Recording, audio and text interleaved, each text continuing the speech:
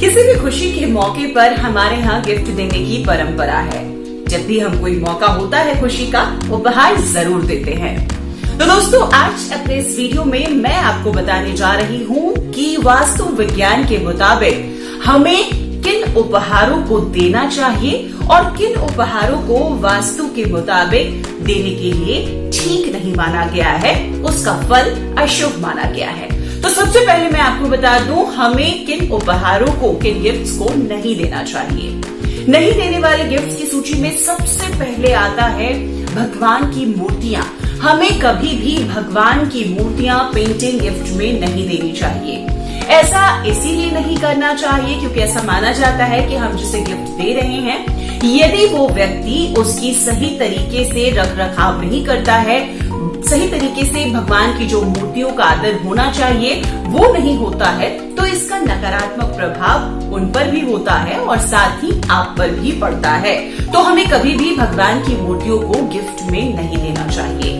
हमें कभी भी किसी को नुकीली धारदार चीजें गिफ्ट में नहीं देनी चाहिए, जैसे तलवार, सुई, कैंची, चाकू। इन सब चीजों को हमें गिफ्ट में नहीं देना चाहिए। किसी ज्वलनशील पदार्थ को भी गिफ्ट में नहीं देना चाहिए। ऐसा माना जाता है कि ऐसा करने से जिनको गिफ्ट हम देते हैं उनसे हमारे संबंध खराब हो सकते हैं, रिश्ते में खटास आ सकती है।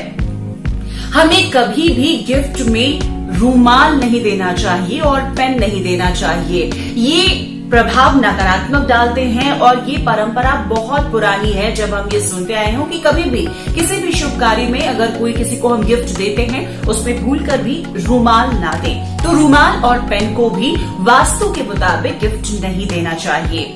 हमें कभी भी किसी को गिफ्ट में पानी से जुड़ी हुई चीजें, जैसे फाउंटेन, जैसे झरना, एक्वेरियम, कछुआ, इन तमाम चीजों को हमें गिफ्ट में नहीं देना चाहिए। ऐसा करने से आपकी आर्थिक क्षति होती है। वास्तु विज्ञान में ये माना गया है, जिन्हें हम गिफ्ट देते हैं उन्हें और आप पर इसका नकारात्मक असर होता है और गिफ्ट देने वाले को इसकी आर्थिक क्षति उठानी पड़ती है।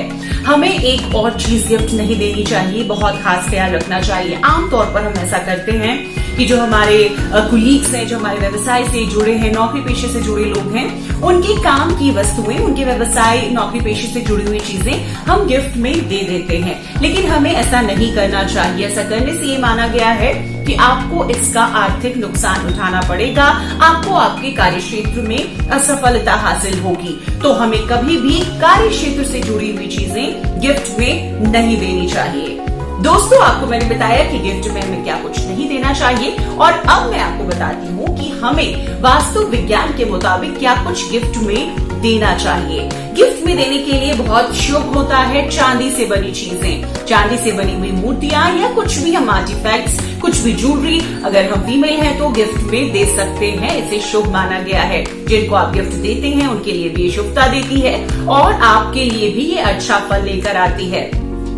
आपको गिफ्ट में मोर पंख भी देना चाहिए। मोर पंख से जुड़ी हुई चीजें आप दे सकते हैं। माना जाता है कि जिनको आप दे रहे हैं उनके घर का वास्तु दोष भी इससे खत्म होगा और आपके लिए भी ये शुभ फल लेकर आता है। आपको गिफ्ट में लाफिंग बुद्धा देना चाहिए। लाफिंग बुद्धा गिफ्ट में देने के लिए चीज होती है और अगर आप सामने वाले को देते हैं, आप उनकी जीवन में खुशियां लाते हैं, तो आप गिफ्ट में लाफिंग बुद्धा भी दे सकते हैं।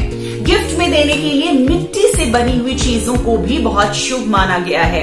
ये आपके लिए भी शुभ होता है और जिनको आप दे रहे हैं उनके लिए भी शुभता भरा फल लेकर आता है। गिफ्ट में देने के लिए बहुत शुभ माना गया है वास्तु विज्ञान के मुताबिक 7 घोड़े।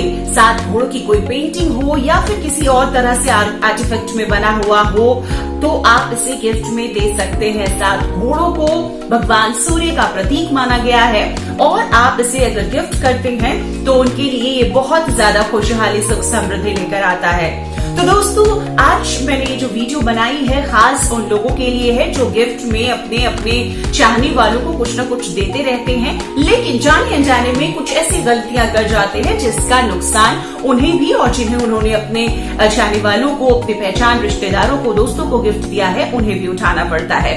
तो वीडियो मुझे उम्मीद है आपको पसंद आया होगा। जरूर लाइक करें, कमेंट करना ना भूलें और अगर आपने अब तक मेरे चैनल को सब्सक्राइब नहीं किया है तो जरूर सब्सक्राइब करें इसी तरह की जानकारियों के लिए। बहुत बहुत शुक्रिया।